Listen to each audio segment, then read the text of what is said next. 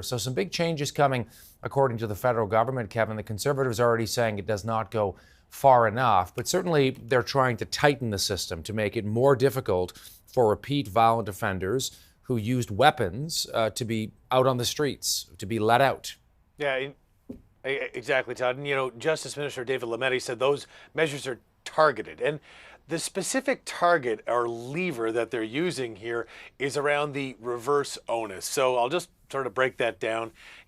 Generally when a accused is up for a bail hearing, it's the onus is on the prosecution to prove why an accused should not be granted bail. Under the Canadian Charter of Rights and Freedoms in Section 11, it's quite clear that bail cannot be denied unless there's just cause. So that cause and the onus to prove that cause really falls to the prosecutor.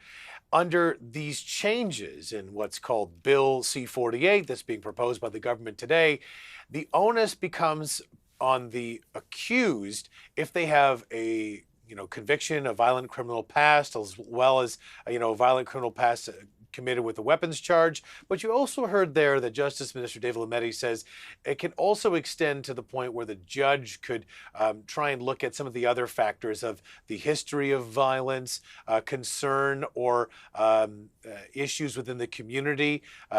Justice Minister David Lametti made a specific reference to a Northern First Nations community that didn't want a particular accused released on bail because there was, serious fears within the community for their safety. So that public safety question now is something that will be considered as far as all things if this bill is to go forward. The particular way that this bill evaluates violent crime is any offense that has an imprisonment of 10 years or more. The weapons could be a knife, bear spray, firearms.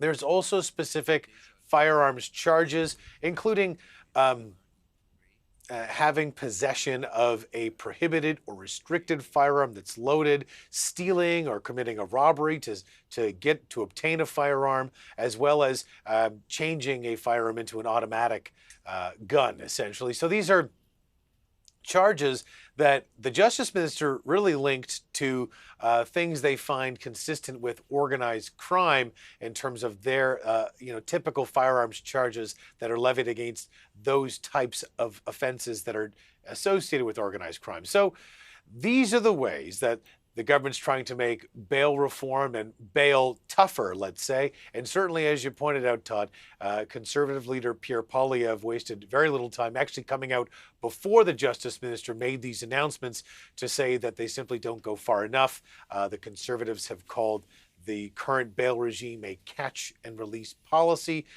Obviously, the government disagrees with that assessment and also disagrees with the assessment that they're not taking more measures to strengthen bail reform.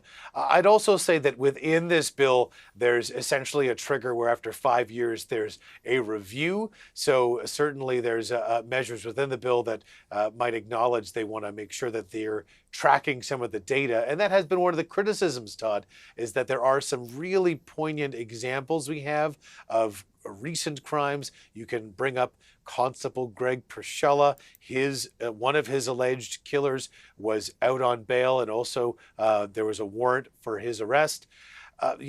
Those particular examples, there's in some ways criticism that there lacks data more broadly on how many crimes are committed by felons out on bail. How large of a problem is this? The Conservatives also talked about some specific statistics in Vancouver where there's a small group of people who are reoffending over and over. That sort of is another example as to why bail reform needs to be looked at and possibly made tougher. But there are Charter of Rights and Freedoms aspects to balance here as well, specifically the right to be presumed innocent until proven guilty. And of course, as I mentioned in Section 11, there's that very key provision where bail cannot be denied unless there's just cause. So to work these different legal changes into the criminal code, there has to be some respect for the charter, or it will just be something that could eventually be appealed and brought to the Supreme Court, Todd. CTV's Kevin Gallagher walking us through this announcement today by the Trudeau government trying to toughen up the way that bail is handled in this country when it comes to violent repeat offenders. Thank you, Kevin. Much appreciated.